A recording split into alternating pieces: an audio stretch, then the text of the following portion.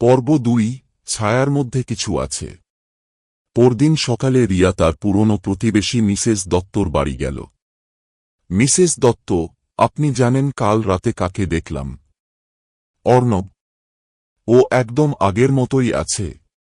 এক মুহূর্তের জন্য মিসেস দত্ত চুপ হয়ে গেলেন।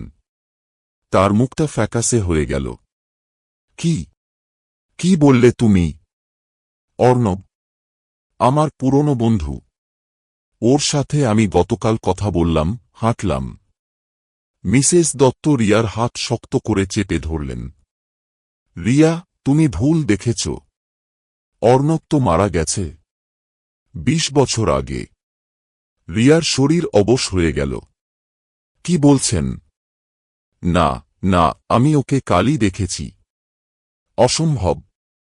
ও আত্মহত্যা করেছিল ২০ বছর আগে, ঠিক এই সময়, এই পাড়াতেই।